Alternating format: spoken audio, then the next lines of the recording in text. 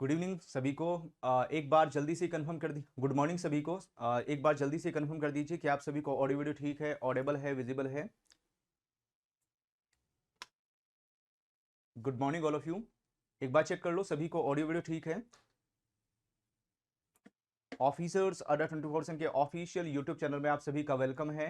तो भाई यहाँ पर ऑफिसर अड्डा 24/7 यूट्यूब चैनल को सब्सक्राइब करके जरूर रखना, सो दैट जितने भी क्वेश्चंस हम आपको प्रोवाइड करने वाले हैं वो सारे आपको मिले। और मिनी मैराथन महा मैराथन क्लासेस हम लेकर आ रहे हैं। मिनी मैराथन और महा मैराथन क्लासेस आपके पास रेगुलर बेसिस पर पहुंचती रहें। Principle and practices of banking सबसे लेंथी सिलेबस होता है। ये पेपर आपका होगा 16 जून को, ठीक है। 16 जून को आपका इसका एग्जाम होने वाला है। 16 जून को एग्जाम होगा principle and practices of banking का। तो फाइनेंस टू एमएफआई, जो माइक्रो फाइनेंशियल इंस्टीट्यूशंस हैं उनको लोन देने का काम हो, ठीक है, या को लेंडिंग अरेंजमेंट हो यहाँ पर एनबीएफसी, तो ये टॉपिक रहेगा हमारा। और रिटेल बैंकिंग, सॉरी, यहाँ पर अगर मैं पीपीबी की बात करूं तो पीपीबी की this is the unit number 38। और यही यूनिट आज हमने शुरू की है पेड क्लास में। अगर आप आज आपने पेड क्लास अटेंड की है पीपीबी की, अगर आपने पेड क्लास अटेंड की है मॉर्निंग में 8 AM पर, सुबह 8 बजे, तो उसमें आज हमने यही टॉपिक डिस्कस किया है और उसी के क्वेश्चन की प्रैक्टिस आपको करवा रहे हैं।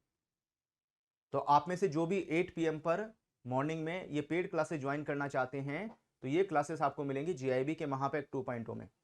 और जीआईबी के महापैक 2.0 का लिंक में आपको मिल जाएगा वीडियो के डिस्क्रिप्शन में, ठीक है। तो वहां से क्लिक करके आप ज्वाइन कर सकते हैं। टारगेट करना है इस पेपर में, ठीक है, पीपीबी में टारगेट करना है कि हमें कम से कम 60+ स्कोर लाना है, कम से कम 60+ नंबर लेकर आने हैं। ऐसा जो टारगेट है वो बनाकर चलना है। चलिए पहला क्वेश्चन आपको दिखाता हूं। पहला क्वेश्चन आपके सामने स्क्रीन पर आया है। What is the primary function of non banking financial companies NBFC in India? Option ए कहता है to engage in agricultural and industrial activities, B to provide housing credit and insurance services, C to engage in the business of loan and advances, acquisition of securities, lending, hire purchase and other financial services, D कहता है to operate as primary agriculture credit societies. यहाँ पर तो अगर हम NBFC के primary functions की बात करते हैं इंडिया में, तो यहाँ पर लोन एंड एडवांसेस का जो बिजनेस है उसमें अपने आप को इंगेज करके रखते हैं।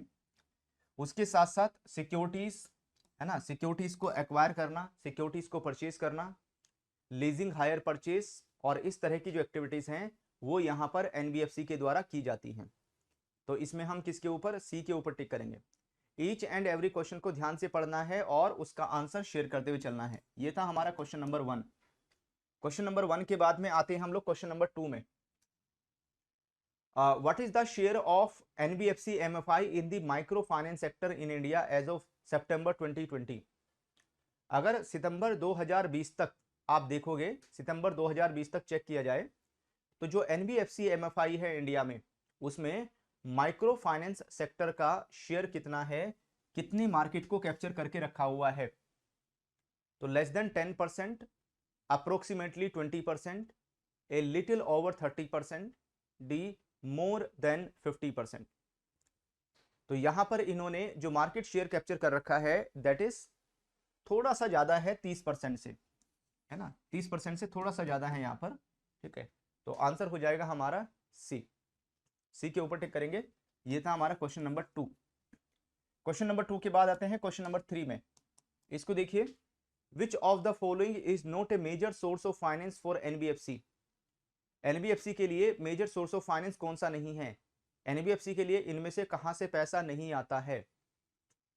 ऑप्शन ए कहता है public deposit with specific approval of RBI, B equity investment from foreign institutions, C bank borrowings, D commercial papers. इनमें से कौन सा है जिसके ऊपर टिक करें, करेक्ट आंसर मिले हमें। तो जो मेजर सोर्स ऑफ फाइनेंस है इनमें से कौन सा नहीं है यहाँ पर? तो equity investment from foreign institutions, ठीक है, ये मेजर सोर्स ऑफ फाइनेंस में नहीं आता है। यहाँ पर यहाँ से जो पैसा है नहीं आता, ठीक है। ये पब्लिक डिपॉजिट से पैसा आता है, ऐसे एनबीएफसी जिनके पास में आरबीआई से अप्रूवल है डिपॉजिट एक्सेप्ट करने का।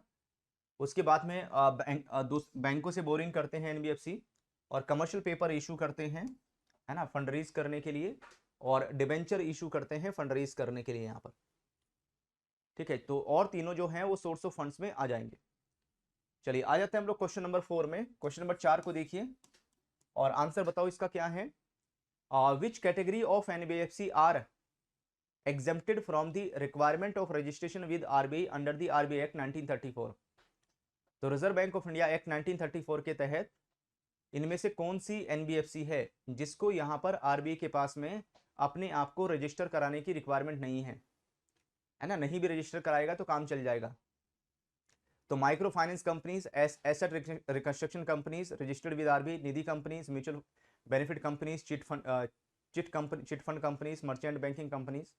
B, infrastructure finance companies, gold loan companies, venture capital fund companies, foreign owned NBFC operating in rural areas. And D, NBFC with a net owned fund of less than 50 lakh. तो इनमें से कौन सी है जो exempted है यहाँ पर। तो MFI, ARC, Nidhi companies, mutual benefit companies, chit fund companies और मर्चेंट बैंकिंग कंपनीज। ठीक है, तो ये यहां पर एग्जम्प्टेड हैं, इन्हें एग्जम्पशन मिल जाएगी यहां पर। तो आंसर होगा ए। चलिए क्वेश्चन नंबर 4 के बाद आएंगे क्वेश्चन नंबर 5 में। Which of the following activities is not eligible for bank credit to NBFC. जब बैंक की तरफ से एनबीएफसी को लोन देने का काम होगा, जब कोई बैंक एनबीएफसी को लोन प्रोवाइड करेगा, तो इनमें से कौन सी एक्टिविटी है जिसके लिए लोन प्रोवाइड नहीं किया जाएगा, लोन नहीं दिया जाएगा। ऑप्शन ए कहता है रीडिस्काउंटिंग ऑफ बिल्स, है ना, rediscounting of bills discounted by NBFC arising from the sales of commercial vehicles. B, unsecured loans by NBFC to any company. C, financial assistance for factoring business of factoring companies that comply with the specific criteria. D, bridge loans और interim finance against capital और debenture issues। यहाँ पर तो अगर हम किसकी बात करते हैं, जो बैंक क्रेडिट है एनबीएफसी को जिसके लिए वो एलिजिबल नहीं है, तो यहाँ पर आंसर हो जाएगा हमारा डी, ब्रिज लोन और इंटरिम फाइनेंस अगेंस्ट कैपिटल और डिबेंचर इश्यूज। तो यहाँ पर जो भी कैपिटल है, कैपिटल या डिबेंचर्स इशू किए गए हैं और उसके अगेंस्ट में अगर इंटरिम फाइनेंस या लोन को ब्रिज, है ना, ब्रिज लोन की बात करते हैं, जो यहाँ पर एक गैप को फुलफिल करने की बात करते हैं। ठीक है, तो क्या उसके लिए इसका इस्तेमाल होगा, क्या उसके लिए यहाँ पर बैंक फाइनेंस करेगा। तो आंसर होगा इस चीज के लिए बैंक यहाँ पर फाइनेंस नहीं करता, इसके लिए बैंक की तरफ से लोन देने का काम नहीं होता है। क्वेश्चन नंबर ये हमारा 5 था। 5 के बाद में आते हैं हम लोग क्वेश्चन नंबर 6 में। क्वेश्चन नंबर 6 को देखिए, what is restriction on banks regarding guarantees for the placement of funds with NBFC. अगर हम बैंक्स के ऊपर बात करें तो बैंक्स के ऊपर कुछ रिस्ट्रिक्शन है, यहाँ पर बैंक्स के ऊपर कुछ रिस्ट्रिक्शन लग जाती हैं। किस टाइप की रिस्ट्रिक्शन लग जाती हैं, तो what is the restriction on banks regarding guarantees for placement of funds with NBFC. NBFC के पास में जब यहाँ पर फंड को प्लेसमेंट करने की बात आती है, जब एनबीएफसी को पैसा देने की बात आती है, तो उसमें क्या रिस्ट्रिक्शन इंपोज होती है। तो ए बी सी डी में से चूज कीजिए कौन सा है।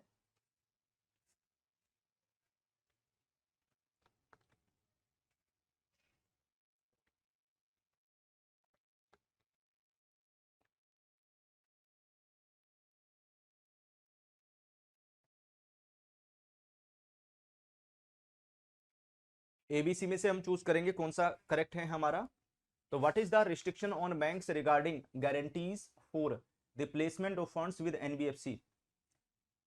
तो ऑप्शन ए कहता है banks can execute guarantees covering the inter company deposits और loans thereby guaranteeing the refund of any type of deposits और loan accepted by NBFC from other NBFC.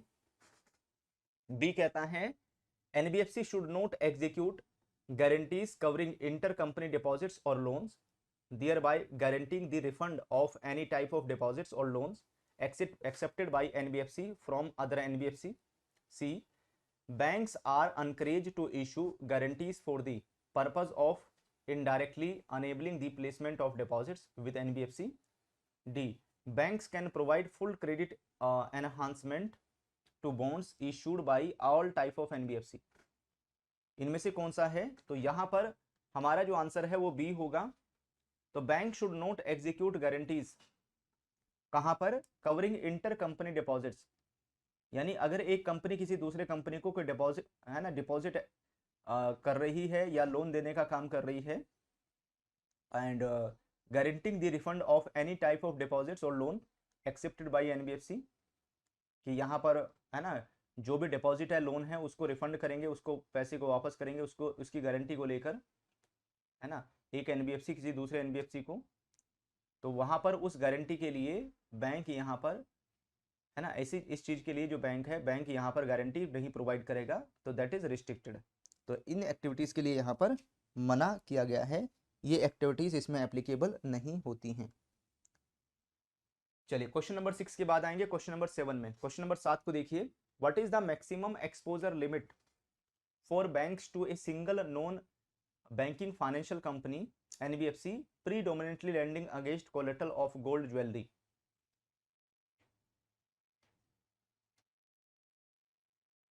तो क्वेश्चन अच्छा है ये, आज मॉर्निंग में ही इसको लेकर हमने बात की थी, इसको लेकर हमारा आज मॉर्निंग में ही डिस्कशन हुआ था, आज ही मैंने बताया था इसके बारे में आपको। क्वेश्चन नंबर 7 में आ गए हम लोग। क्वेश्चन नंबर 7 को देखिए, तो ये क्वेश्चन क्या कहता है, what is the maximum exposure limit for banks to a single NBFC predominantly lending against collateral of gold jewellery.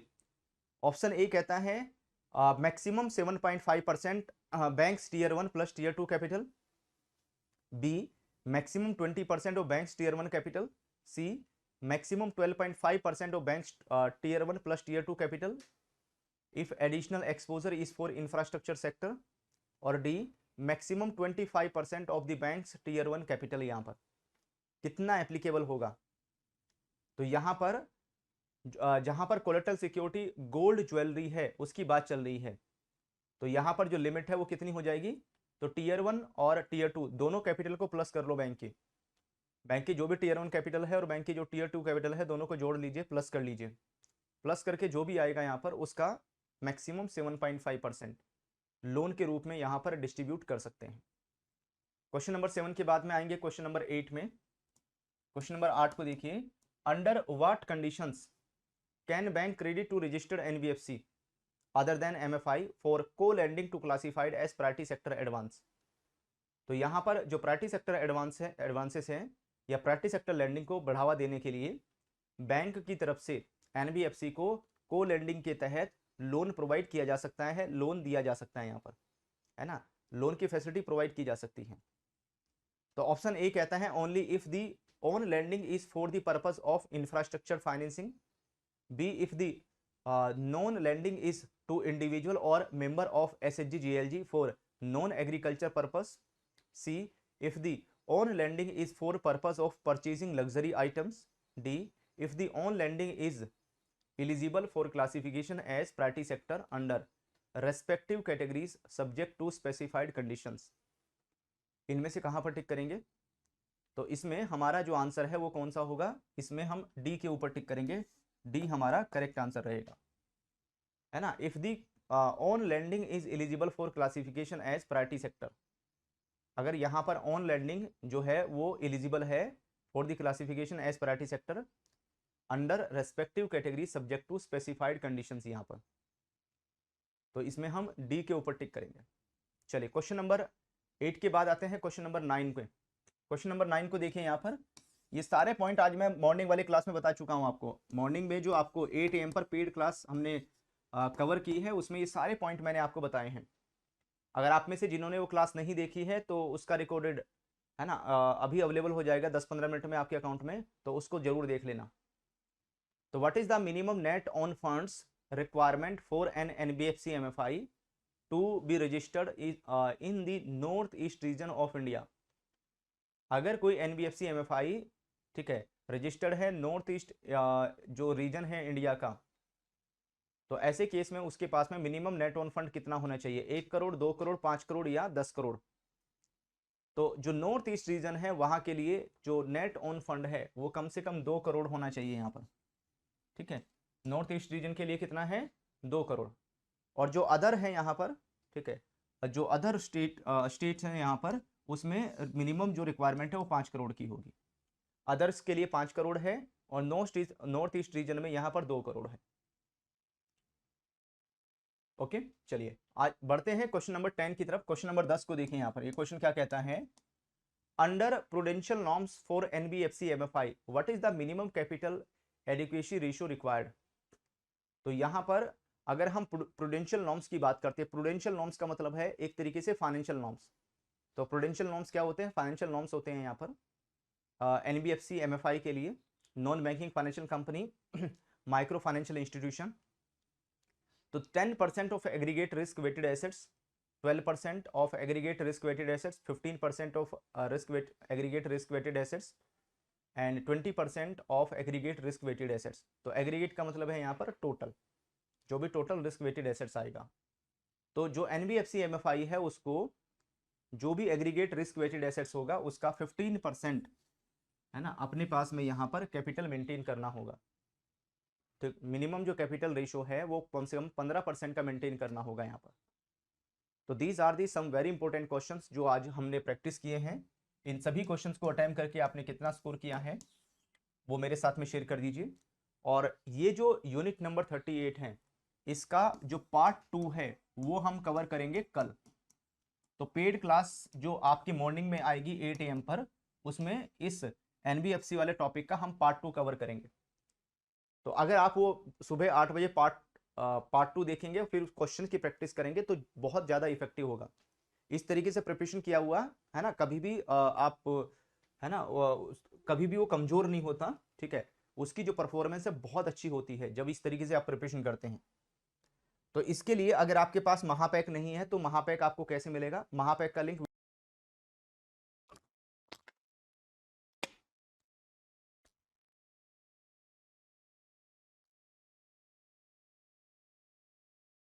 Hello everyone, कैसे हैं आप सभी। ऑफिसर्स अडल्ट एनफोर्समेंट के ऑफिशियल यूट्यूब चैनल में आप सभी का वेलकम है। जितने कैंडिडेट्स एस्पायरेंट्स हमारे साथ में कनेक्ट हो गए हैं भाई सभी को गुड इवनिंग और आप सभी का वेलकम है।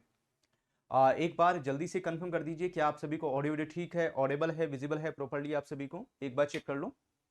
एंड अभी आज मॉर्निंग में मैंने आप सभी को एक टॉपिक कवर कराया है जो आपके सामने स्क्रीन पर है।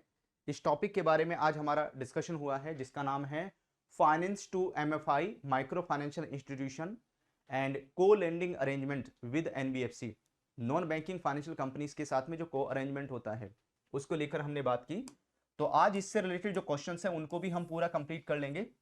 पीपीबी का पेपर होने वाला है आपका 16 जून को।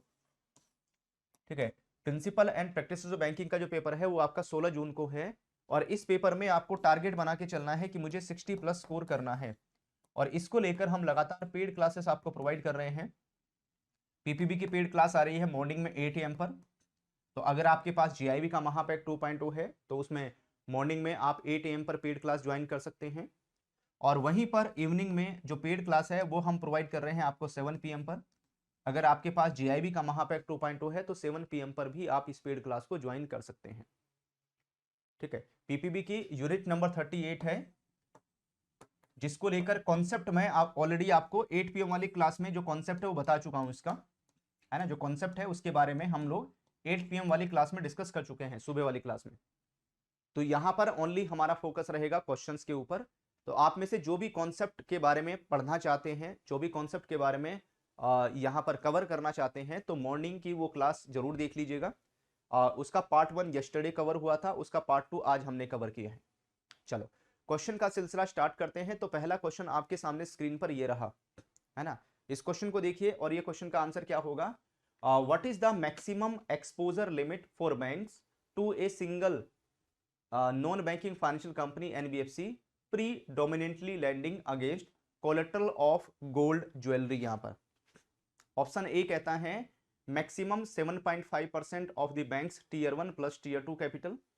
बी कहता है maximum 20% of banks tier 1 capital. C maximum 12.5% of banks tier 1 plus tier 2 capital if additional exposure is for infrastructure sector. And D maximum 25% of banks tier 1 capital. इनमें से हम कहां पर टिक करें, कौन सा है जो हमारे करेक्ट आंसर को बताएगा।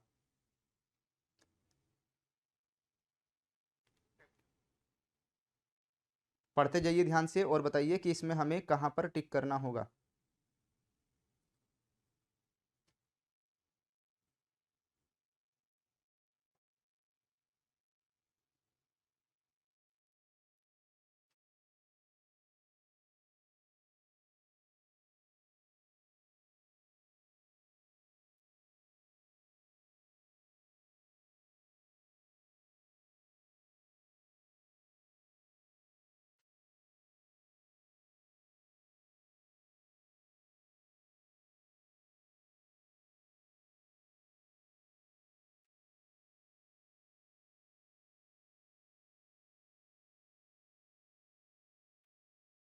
चलिए शेयर करते चलिए।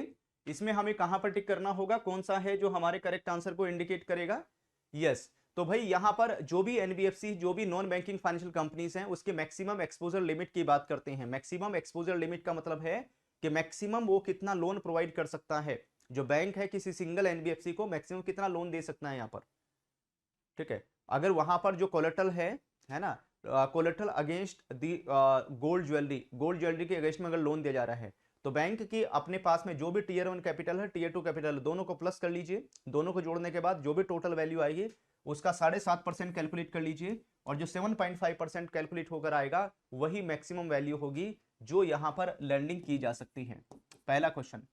चलिए आ जाते हैं हम लोग क्वेश्चन नंबर 2 में। क्वेश्चन नंबर 2 को देखिए यहां पर, under what conditions can NBFC, ऐसी कौन सी कंडीशन है can bank NBFC to registered NBFC other than MFI for co lending be classified as priority sector advance.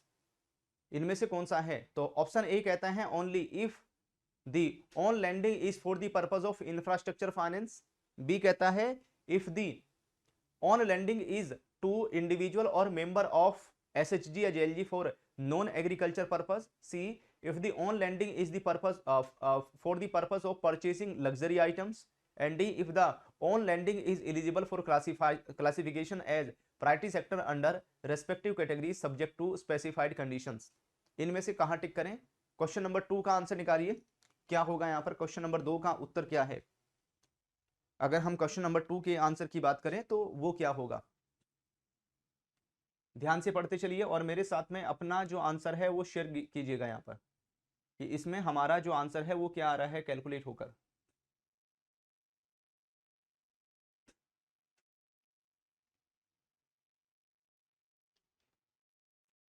Yes, तो यहां पर हमारा जो आंसर है वो कौन सा होगा, इसमें हम डी के ऊपर टिक करेंगे। डी हमारा करेक्ट आंसर रहेगा, है ना। अगर यहां पर if the on lending is eligible for classification and priority sector, अगर यहां पर ऑन लैंडिंग किस में, प्रायोरिटी सेक्टर में क्लासिफाइड क्लासिफिकेशन के लिए अगर एलिजिबल है यहां पर जो भी रेस्पेक्टिव कैटेगरी है, चाहे वो एग्रीकल्चर है, चाहे वो यहां पर माइक्रो फाइनेंस है यहां पर। ठीक है, तो स्पेसिफाइड कंडीशंस के साथ में, तो ऐसे जो कंडीशंस हैं, तो ऐसे केस में जो यहां पर रजिस्टर्ड एनबीएफसी हैं फॉर ऑन लैंडिंग, उनको प्रायोरिटी सेक्टर एडवांस में कंसीडर किया जाएगा, उनको प्रायोरिटी सेक्टर एडवांस में रखा जाएगा यहां पर। तो बैंक उसको अपने पीएसएल में काउंट कर सकता है, बैंक उसको अपने पीएसएल में जोड़ सकता है यहां पर। ओके, चलिए आ जाते हैं हम लोग क्वेश्चन नंबर 3 में। क्वेश्चन नंबर 3 को देखिए, क्वेश्चन क्या कहता है, what is the minimum net worth. अगर हम मिनिमम नेटवर्थ की बात करें, what is the minimum net worth funds requirement for an NBFC MFI to be registered in the North East region of India. अगर कोई भी एनबीएफसी एमएफआई अपने आप को रजिस्टर करना चाहती है कहां पर, अगर अपने आप को रजिस्टर करना चाहती है कहां पर, north East region of India, India का जो नॉर्थ ईस्ट रीजन है अगर वहां पर, तो उसके लिए मिनिमम नेटवर्थ कितनी चाहिए, 1 करोड़, 2 करोड़, 5 करोड़ या 10 करोड़। तो आई थिंक ये क्वेश्चन यस्टरडे हमने कवर किया था। तो यहां पर यस, नॉर्थ ईस्ट रीजन के लिए यहां पर जो मिनिमम नेटवर्थ है वो रिक्वायर्ड होगी 2 करोड़, और जो यहां पर अदर हैं, other state and union territories हैं, वहां पर जो रिक्वायर्ड होगी वो 5 करोड़, मिनिमम 5 करोड़ चाहिए। यहां पर अदर स्टेट और यूनियन टेरिटरी में, नॉर्थ ईस्टर्न रीजन में यहां पर 2 करोड़ से काम चल जाएगा। ये था हमारा क्वेश्चन नंबर 3। क्वेश्चन नंबर 3 के बाद आते हैं हम लोग क्वेश्चन नंबर 4 में। क्वेश्चन नंबर 4 को देखिए यहां पर, under the prudential norms of NBFC MFI. तो ये पॉइंट आज मैंने बताया आपको क्लास में, अगर आप मॉर्निंग में, आपने मॉर्निंग में 8 AM वाली क्लास अगर आज अटेंड की है इस टॉपिक की, ठीक है, तो उस क्लास में आज हमने ये डिस्कशन किया था। मॉर्निंग में जो 8 AM पर क्लास हमने प्रोवाइड की, ये क्लास GIB के महापैक 2.2 में उसका रिकॉर्डेड वीडियो अवेलेबल है। तो जिन्होंने नहीं देखा है तो इंस्टेंट बेसिस पर देख लेना। GIB के महापैक 2.2 का लिंक वीडियो के डिस्क्रिप्शन में है। चलो, तो यहां पर इस क्वेश्चन का आंसर निकालिए। तो अगर हम NBFC MFI की बात करते हैं तो मिनिमम कैपिटल एडिक्वेसी रेशियो यानी minimum CAR capital adequacy ratio कितना मेंटेन करना होगा यहां पर। तो जो भी टोटल रिस्क वेटेड एसेट्स आएगा, एग्रीगेट रिस्क वेटेड एसेट्स का 10%, 12%, 15% या 20% कितना है जो यहां पर कैलकुलेट होकर आ रहा है। तो उसकी जो वैल्यू है वो है यहां पर NBFC MFI को कम से कम जो भी इनका टोटल RWA है यानी एग्रीगेट रिस्क वेटेड एसेट्स है उसका 15% टीयर 1 और टीयर 2 कैपिटल मेंटेन करके रखनी होगी। और जो टीयर सेकंड कैपिटल है that should be less than tier 1 capital. Tier second capital कभी भी टीयर 1 कैपिटल को एक्सीड नहीं करेंगे। तो टीयर 1 कैपिटल ज्यादा होती है, टीयर 2 सेकंड कैपिटल कम रहती है यहाँ पर। तो ये पॉइंट हमारा अप्लाई होगा। तो इसमें हम सी के ऊपर टिक करेंगे। क्वेश्चन नंबर 4 के बाद आते हैं हम क्वेश्चन नंबर 5 में। क्वेश्चन नंबर 5 को देखिए यहाँ पर। ये क्वेश्चन क्या कहता है, according to asset classification norms for NBFC MFI an asset is consider non performing if the interest or principal payment has remained overdue for a period of। तो यहां पर जो एसेट क्लासिफिकेशन नॉर्म है ना, asset classification norm खास करके किसके लिए, NBFC MFI की बात कर रहे हैं, non banking financial company, micro financial institution, किस इसकी बात कर रहे हैं यहां पर। तो कोई भी जो एसेट है वो यहां पर कंसीडर होगी नॉन परफॉर्मिंग, है ना, नॉन परफॉर्मिंग उसको कंसीडर करेंगे किस केस में, है ना, इनमें से कौन सा ऐसे कंडीशन है जहां पर इंटरेस्ट और principal payment remain overdue for a period of, है ना, 30 डेज और मोर, 60 डेज और मोर, 90 डेज और मोर या 180 डेज और मोर। तो इसमें जो टाइम पीरियड होगा वो 90 डेज और मोर, 90 दिन, है ना, या उससे ज्यादा अगर वो ओवरड्यू चल रहा है, 90 दिन से ज्यादा हो चुके हैं, इंटरेस्ट और प्रिंसिपल अमाउंट रिसीव नहीं हुआ है, ओवरड्यू चल रहा है, यहाँ पर ड्यू डेट में पैसा आना था, ड्यू डेट में बैंक को जो NBFC MFI उसको पैसा नहीं मिला। तो ऐसे केस में यहां पर इनका जो अकाउंट है वो नॉन परफॉर्मिंग एसेट की कैटेगरी में चला जाएगा। और नॉन परफॉर्मिंग एसेट्स की कैटेगरी में चला जाएगा तो यहां पर जो प्रोविजनिंग का परसेंटेज है वो 1% से बढ़ के सीधा 50% पहुंच जाएगा, 50% तक पहुंच जाता है यहां पर। क्वेश्चन नंबर 5 के बाद आते हैं हम लोग क्वेश्चन नंबर 6 में। क्वेश्चन नंबर 6 को देखिए यहां पर। ये क्वेश्चन क्या कहता है, what is the maximum margin cap for large microfinance institution MFI with a portfolio exceeding rupees 100 crore. अगर यहां पर पोर्टफोलियो की वैल्यू 100 करोड़ को एक्सीड कर रही है, पोर्टफोलियो की वैल्यू अगर 100 करोड़ से ज्यादा जा रही है, तो ऐसे केस में जो मैक्सिमम मार्जिन कैप है यहां पर, यानी मैक्सिमम जो मार्जिन की रिक्वायरमेंट है, जो बड़े लार्ज MFI है उनके लिए कितना रहता है, यहां पर उनको कितना मेंटेन करना होगा। तो उन्हें यहां पर मेंटेन करने की रिक्वायरमेंट आएगी, उनको 8%, 8% मेंटेन करना होगा, उनको 10% मेंटेन करना होगा, 12% करना होगा या 15% यहां पर मेंटेन करना होगा। तो मार्जिन कैप कितनी रहने वाली है, मार्जिन का जो परसेंटेज है वो कितना रहेगा यहां पर। तो इनके लिए जो मार्जिन का परसेंटेज है दैट इज 10%, 10% एप्लीकेबल होगा खास करके इनके लिए, औरों के लिए 12%, ठीक है, अदर के लिए 12% यहां पर, इनके लिए 10%। क्वेश्चन नंबर 6 के बाद आते हैं क्वेश्चन नंबर 7 में। क्वेश्चन नंबर 7 क्या कहता है, according to the guidelines for NBFC MFI, NBFC MFI को लेकर RBI की तरफ से जो गाइडलाइंस इशू की गई हैं, what is the maximum number of NBFC MFI that can lend to same borrower, है ना, सेम बोरोवर को कितने, maximum number of NBFC MFI, है ना, एक ही बोरोवर है, डिफरेंट NBFC MFI उसको लैंडिंग कर रहे हैं, उसको लोन दे रहे हैं यहाँ पर। तो वो कौन कौन है, कितने हैं यहाँ पर जो लैंडिंग कर सकते हैं, लोन दे सकते हैं यहाँ पर। तो 1 2 3 4 कितने रहेंगे यहाँ पर। तो अगर हम यहाँ पर गाइडलाइंस की बात करते हैं NBFC MFI को लेकर, तो उसमें एप्लीकेबल हो जाएगा यहाँ पर 2, ठीक है, देयर इज 2 कर सकते हैं यहाँ पर, 2 से ज्यादा नहीं। Maximum number of NBFC MFI same borrower को लैंडिंग कर सकते हैं तो उनके नंबर रहेंगे यहाँ पर 2।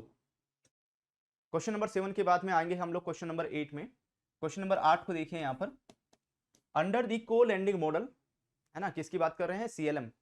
अगर हम को लैंडिंग मॉडल की बात करते हैं, co lending model guidelines, what is the minimum share of individual loans that NBFC are required to retain on their books, जो हम सीएलएम की बात करते हैं, जो को लैंडिंग मॉडल की बात करते हैं, तो अंडर को लैंडिंग मॉडल गाइडलाइंस है ना, यहां पर जो को लैंडिंग मॉडल गाइडलाइंस है, तो what is the minimum share of individual loan, minimum share कितना है यहां पर इंडिविजुअल लोन का, that NBFC are required to retain on their books, यहां पर एनबीएफसी को अपने बुक ऑफ अकाउंट्स में उतना जो शेयर है मिनिमम मेंटेन करना ही पड़ेगा। आज मॉर्निंग में क्लास में बताया था ये, तो सबको पता होगा मुझे लगता है ना, मॉर्निंग में क्लास में हमने डिस्कस किया था आज।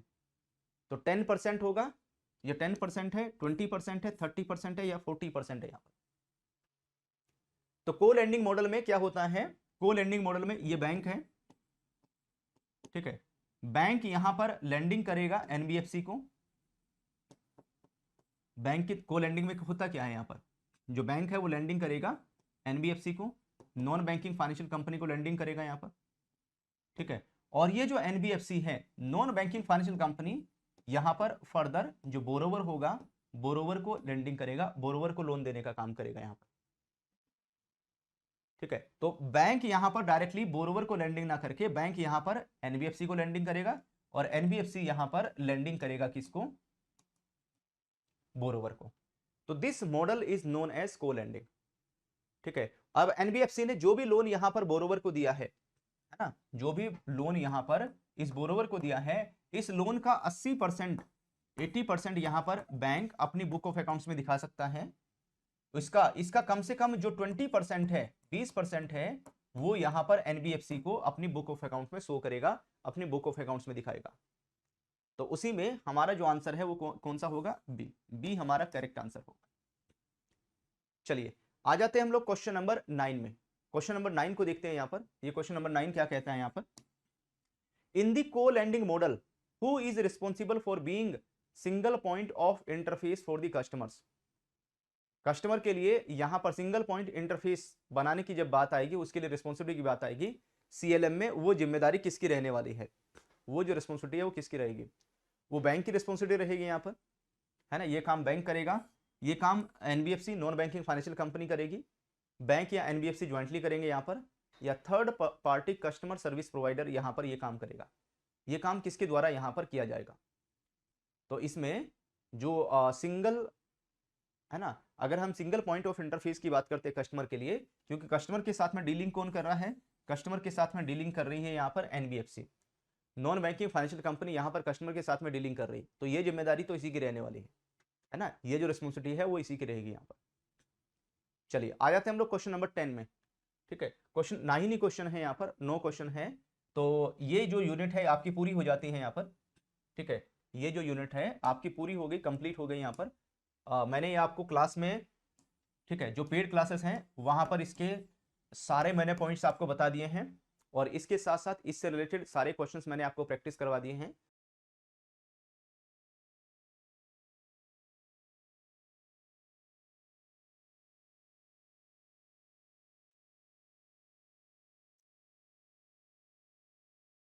हेलो एवरीवन, कैसे हैं आप सभी। ऑफिसर्स अडर 24 के ऑफिशियल यूट्यूब चैनल में आप सभी का वेलकम है। जितने भी कैंडिडेट्स एस्पायरेंट्स हमारे साथ में कनेक्ट हो गए हैं वे सभी को गुड इवनिंग और आप सभी का वेलकम है।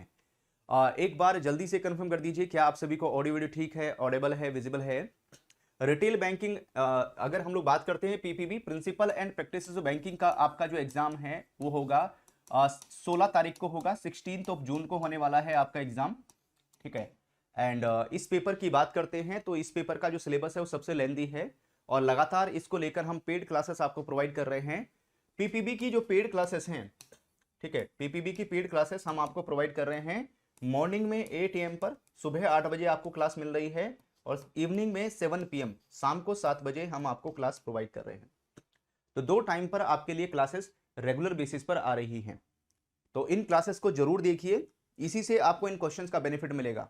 ये क्लासेस कहां पर मिलेंगी, जीआईबी के महापैक 2.0 में क्लासेस मिलेंगी, और जीआईबी के महापैक 2.0 का लिंक वीडियो के डिस्क्रिप्शन में है। चलिए शुरू करते हैं। क्वेश्चन नंबर 1 आपके सामने स्क्रीन पर आया है। क्वेश्चन क्या कहता है, mister Rama a partner in Rama and company deposited a cheque in his favour and endorse by him in the name of the firm for credit to the firm account. You will option a not allow the same without verifying the genuineness of the transaction. B कहता है allow after getting consent of other partners. C not allowed as the bank may be liable for conversion. And d collect the cheque if otherwise in order. इनमें से हम कहां पर tick करें? इनमें से कौन सा है जो हमारे करेक्ट आंसर को इंडिकेट करेगा, जो हमारे करेक्ट आंसर को बताएगा? यहां पर बताइए इनमें से किसके ऊपर हम लोग टिक करें? तो कौन सा है जो करेक्ट आंसर को इंडिकेट करने वाला है? तो भाई यहां पर हमारा जो आंसर है वो कौन होगा? Collect the cheque if otherwise in order. तो यहां पर मिस्टर रामा की बात करते हैं। जो मिस्टर रामा है वो पार्टनर हैं रामा एंड कंपनी में। उन्होंने डिपॉजिट किया है एक cheque drawn in the favour in his favour and endorsed by him in the name of the firm for the credit to the firm account. तो ऐसे केस में अगर उनके आपको मैंने एक रूल बताया था पार्टनरशिप फर्म में, अगर आपको याद होगा कि अगर पार्टनरशिप फर्म में जो भी पार्टनर्स हैं, अगर पार्टनर्स के पर्सनल नेम पर कोई चेक आया है ना, कोई चेक अगर पार्टनर्स के पर्सनल नेम पर है और वो उसे फर्म के अकाउंट में डिपॉजिट करना चाहता है, अपनी पार्टनरशिप फर्म के अकाउंट में उसको डिपॉजिट करना चाहता है, तो सिंगल पार्टनर के नेम पर पर्सनल कैपेसिटी में अगर कोई चेक है तो उसे फर्म के अकाउंट में डिपॉजिट किया जा सकता है। लेकिन अगर पार्टनरशिप फर्म के नाम पर चेक है तो उसे यहां पर पार्टनर के पर्सनल अकाउंट में डिपॉजिट नहीं कर सकते। पार्टनरशिप फर्म का चेक पार्टनर के पर्सनल अकाउंट में डिपॉजिट नहीं होगा, लेकिन पार्टनर के नाम पर जो चेक है वो पार्टनरशिप फर्म के अकाउंट में डिपॉजिट हो जाएगा। तो आंसर कौन सा होगा यहां पर? इसमें हम डी के ऊपर टिक कर देंगे, डी करेक्ट आंसर होगा। तो अगर आपको ये रूल पता है, ठीक है, अगर इस रूल के बारे में पता है तो ये हमने ऑलरेडी डिस्कस किया हुआ है। चलिए आ जाते हैं हम लोग क्वेश्चन नंबर 2 में। क्वेश्चन नंबर 2 को देखेंगे। क्वेश्चन नंबर 2 क्या कहता है यहां पर? The scope of activities undertaken by the business correspondents will not include, है ना। अगर हम बिजनेस एक्टिविटीज की बात करते हैं तो बिजनेस एक्टिविटीज इनमें से कौन सी है जो यहां पर इंक्लूड नहीं होंगी? The scope of activities undertaken by the business correspondent will not include. Business correspondent इनमें से क्या नहीं करेगा? Disbursal of small value credit, recovery of principal and collection of interest, collection of small value deposits, d payment of money on demand draft not exceeding ₹1000। 1000 रुपए को exceed ना करें यहां पर। इनमें से कौन सा है? ईच एंड एवरी क्वेश्चन को ध्यान से पढ़ना है और मेरे साथ में अपना जो आंसर है वो आपको शेयर करते चलना है। हर क्वेश्चन को ध्यान से पढ़ते हुए चलना है आपको। बताइए इसमें हम कहां पर टिक करेंगे? तो अगर हम स्कोप ऑफ एक्टिविटीज की बात करते हैं, undertaken by the business correspondent will not include, तो इसमें यहां पर payment of money on demand draft not exceeding ₹1000। तो यहां पर 1000 को यहां पर जो डिमांड ड्राफ्ट है, डिमांड ड्राफ्ट इशू करने की यानी डीडी इशू करने की जो कैपेसिटी है वो बिजनेस करस्पोंडेंट के पास में नहीं होती।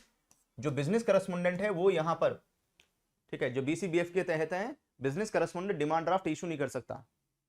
छोटी वैल्यू के जो लोन है यहां पर वो प्रोवाइड कर सकता है, छोटे वैल्यू के लोन दे सकता है, यहां पर रिकवरी कर सकता है प्रिंसिपल और इंटरेस्ट अमाउंट की, ठीक है, उसके साथ साथ स्मॉल वैल्यू डिपॉजिट कलेक्ट कर सकता है। ये तीनों एक्टिविटीज तो इसको अलाउ होती हैं, लेकिन ये वाली एक्टिविटीज को अलाउ नहीं होती यहां पर। चलिए क्वेश्चन नंबर 2 के बाद आते हैं हम लोग क्वेश्चन नंबर 3 में। क्वेश्चन नंबर 3 को देखिए यहां पर, एंड क्वेश्चन नंबर 3 क्या क्या कहता है? Bank can not use the services of one of the following person association organisation as intermediaries in providing financial and banking services through the use of business facilitator and correspondent models. Option ए कहता है non government organisations, SHG, self help group, and उसके बाद में village sarpanch या MFI, micro financial institutions. इसमें बताइए कि इसमें हम कहां पर टिक करें? तो bank can not use, bank इसमें यूज नहीं कर सकता services of one of the following person association organisation as a intermediary, यानी as a business correspondent model के तौर पर या बिजनेस फैसिलिटेटर मॉडल के तौर पर इनमें से किसको ऑप्ट नहीं किया जा सकता? किसको ऑप्ट नहीं करेंगे यहां पर? तो भाई उसमें नाम आ जाता है यहां पर किसका? विलेज सरपंच का नाम आ जाएगा। तो जो विलेज सरपंच होगा उसको यहां पर एज ए इंटरमीडियरी के तौर पर बैंक सेलेक्ट नहीं करेगा। अदरवाइज जो यहां पर एनजीओ होते हैं, नॉन गवर्नमेंट ऑर्गेनाइजेशन है, उसके बाद में सेल्फ हेल्प ग्रुप या एमएफआई, इनको एज ए इंटरमीडिएट के तौर पर यहां पर सेलेक्ट किया जा सकता है, उनको सेलेक्ट कर सकते हैं यहां पर। ठीक है,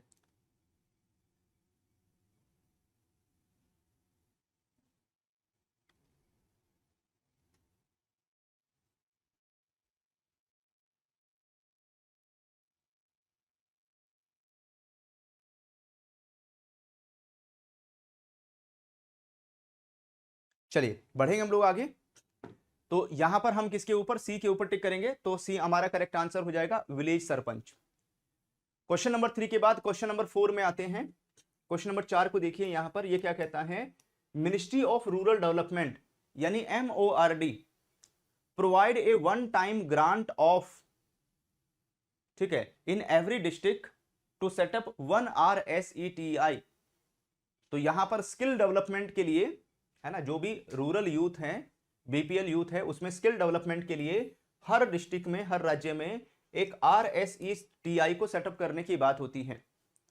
और ये जो RSETI है, इसको कौन सेटअप करता है, RSETI यहां पर सेटअप किया जाता है by the MORD, ministry of rural development इसको सेटअप करती है यहां पर।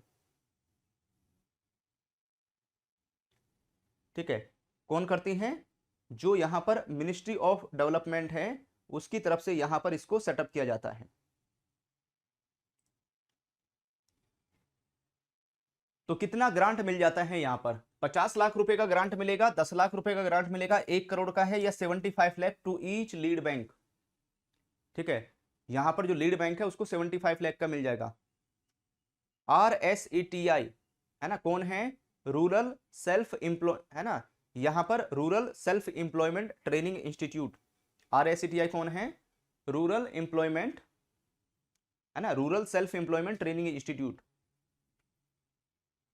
Rural self employment training institute, है ना। यहां पर हर डिस्ट्रिक्ट में खास करके जो लीड बैंक होते हैं, लीड बैंक के पास में आपको ये मिल जाएंगे, है ना, कौन होते हैं, जो लीड बैंक है, लीड बैंक के पास आपको ये मिल जाएंगे। तो यहां पर 1 करोड़ रुपए की जो ग्रांट है, कितना है, 1 करोड़ रुपए जो यहां पर MORD से वो मिल जाता है लीड बैंक को। चलिए क्वेश्चन नंबर 4 के बाद क्वेश्चन नंबर 5 में आएंगे। क्वेश्चन नंबर 5 को देखिए, इसका आंसर निकालिए। तो यहां पर the nature of charge created while advance against the LIC policies, अगर LIC पॉलिसी के अगेंस्ट में हम कस्टमर को लोन प्रोवाइड करते हैं, लोन देते हैं, तो ऐसे केस में जो भी यहां पर LIC पॉलिसी होगी उसके अगेंस्ट में किस टाइप का चार्ज क्रिएट होगा, यहां पर उसके अगेंस्ट में जो चार्ज क्रिएट होगा वो असाइनमेंट नाम का चार्ज क्रिएट होगा, यहां पर लियन होगा, प्लेज होगा, या राइट ऑफ सेट ऑफ होगा। यहां पर कौन से टाइप का जो चार्ज है वो क्रिएट करेंगे। तो जब हम LIC पॉलिसीज के अगेंस्ट में देते हैं तो LIC पॉलिसी में थर्ड पार्टी के पास में जाकर क्लेम करना होता है, यानी अगर बोरोवर यहां पर डिफॉल्ट कर जाता है, बोरोवर का अकाउंट NP हो जाता है, तो ऐसे केस में थर्ड पार्टी के पास में जाकर क्लेम करना होता है। और जब भी आप थर्ड पार्टी के पास में जाकर क्लेम करेंगे तो वहां पर जो चार्ज क्रिएट होगा वो कौन सा होगा, असाइनमेंट, असाइनमेंट नाम का चार्ज क्रिएट होगा। जैसे बुक डेब्ट्स के अगेंस्ट में लोन दिया है, सप्लाई बिल्स के अगेंस्ट में लोन दिया है ना, इंश्योरेंस पॉलिसीज या LIC पॉलिसीज के अगेंस्ट में लोन दिया है, इन सभी जगह जो चार्ज क्रिएट होता है वो कौन सा होता है, असाइनमेंट। चलिए क्वेश्चन नंबर 6 में आते हैं। क्वेश्चन नंबर 6 को देखें यहां पर, and documents of title to goods, है ना, किसकी बात कर रहे हैं, documents of title to goods has been define in, इनके बारे में इनमें से कौन से एक्ट में डिफाइन किया गया है। तो it is defined under Indian contract act 1872, transfer of property act, negotiable instrument act 1881, या सेल ऑफ गुड्स एक्ट। इनमें से कौन सा एक्ट है जिसमें document of title to goods को डिफाइन किया गया है। Document to title to goods क्या होते हैं यहाँ पर, है ना, document of title to goods ये क्या होंगे, यानी जो भी सामान अगर आप ट्रांसपोर्टेशन के थ्रू भेज रहे हैं, चाहे आप ट्रक के थ्रू भेज रहे हैं, चाहे ट्रेन के थ्रू या शिप के थ्रू, या यहाँ पर किसी एयरप्लेन के थ्रू भेज रहे हैं, तो ऐसे केस में इनकी तरफ से आपको एक बदले में रिसिप्ट इशू होती है, एक रिसिप्ट दी जाती है। आप इनको सामान देंगे ट्रांसपोर्टेशन के लिए, बदले में आपको एक रिसिप्ट इशू करेंगे। ठीक है, जैसे अगर आप ट्रक के थ्रू माल भेज रहे थे, उसमें वहां पर लोरी रिसिप्ट देते हैं वो, या उसे बिल्टी बोलते हैं, बिल्टी लोरी रिसिप्ट, तो जिसके पास में वो होगी उसी को सामान मिल जाएगा। ऐसे जो रेलवे डिपार्टमेंट है वो रेलवे रिसिप्ट देता है, तो जिसके पास रेलवे रिसिप्ट होगी उसी को सामान मिल जाएगा। ठीक है, जो शिपिंग कंपनी वो बिल ऑफ लेडिंग देती है, तो जिसके पास बिल ऑफ लेडिंग होगा उसको सामान मिल जाएगा।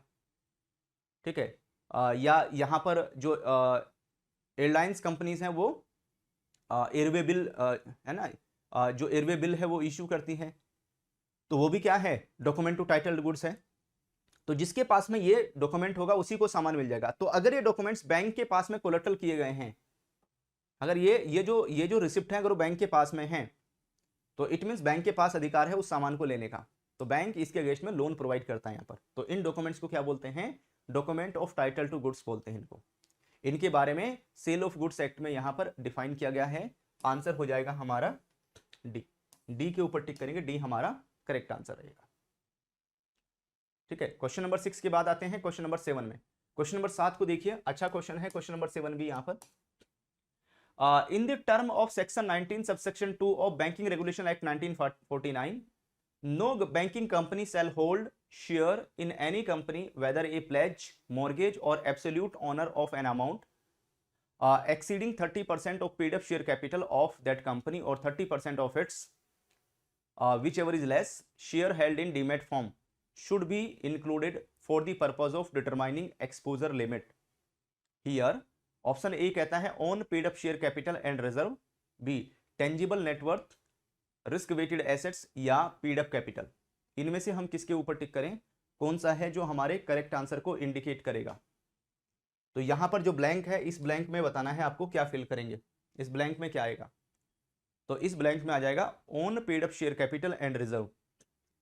तो यहां पर बैंक का अपना जो भी ऑन अप अपनी खुद की पेड अप शेयर कैपिटल है, रिजर्व है, उसके यहाँ पर 30% या पेड अप शेयर कैपिटल के 30% से ज़्यादा यहाँ पर नहीं होना चाहिए। ठीक है, अगर किसी भी कंपनी के जो शेयर्स हैं अगर उसको प्लेज, मॉर्गेज या एब्सोल्यूट ऑनर के तौर पर बैंक अपने पास रखता है तो ठीक है, तो यहाँ पर 30% को एक्सीड नहीं करना चाहिए। तो आंसर कौन सा होगा इसमें, ए के ऊपर टिक करेंगे। ये था क्वेश्चन नंबर 7। क्वेश्चन नंबर 7 के बाद में आते हैं हम लोग क्वेश्चन नंबर 8 में। क्वेश्चन नंबर 8 को देखिए, loan against the security of shares, debentures and PSU bonds, है ना। अगर यहां पर सिक्योरिटी के तौर पर शेयर्स हैं, डिबेंचर्स हैं या पीएसयू बॉन्ड्स है, पब्लिक सेक्टर अंडरटेकिंग बॉन्ड्स हैं, यहां पर किसी इंडिविजुअल के पास में, कोई इंडिविजुअल इनको बैंक के पास में कोलेटरल करके इसके अगेंस्ट में उसे लोन चाहिए, तो should note the limit of how much amount per individual borrower if the security are held in the demat form. अगर सिक्योरिटीज किस में है, अगर यहां पर सिक्योरिटीज डीमैट फॉर्म में है तो इसके अगेंस्ट में बैंक कितना लोन मैक्सिमम दे सकता है। यहां पर बैंक के पास में मैक्सिमम लोन देने की जो कैपेसिटी है वो कितनी क्रिएट होगी यहां पर, तो ये कैपेसिटी हो जाएगी यहां पर रुपये, है ना, 10 लाख, 10 लाख रुपए का लोन दे सकता है बैंक, 15 लाख रुपए का लोन दे सकता है, 20 लाख रुपए का लोन दे सकता है, या 50 लाख रुपए का जो लोन है वो यहां पर दे सकता है।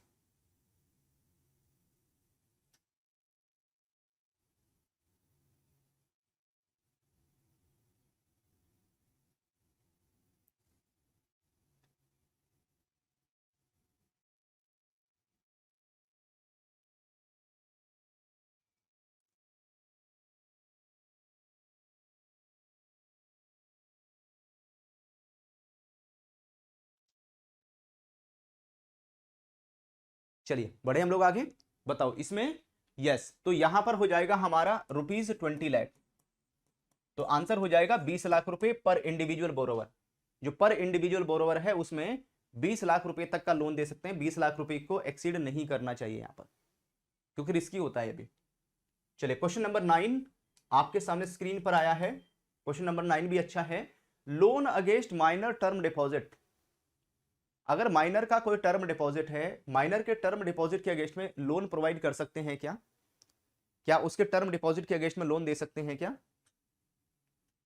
तो ऑप्शन ए कहता है can be guaranteed in the documents are sign if the minor has completed the age of 14 years, b can not be guaranteed under any circumstances as the minor does not have the contractual of capacity, c can be guaranteed to the guardian of the minor if it is for the necessities of the minor, and D can be guaranteed only with the permission of the court. तो अगर हम किसकी बात करते हैं, loan की बात करते हैं, loan against minors term deposit, है ना, वो कितना होगा यहाँ पर। तो माइनर के पास में जो भी टर्म डिपॉजिट है उसके अगेंस्ट में अगर लोन देने की बात आती है तो यहां पर आंसर हो जाएगा हमारा सी के ऊपर टिक करेंगे, can be guarantee to the guardian of the minor. तो माइनर का जो भी गार्जियन होगा, माइनर के गार्जियन को यहां पर ग्रांट करेंगे, है ना।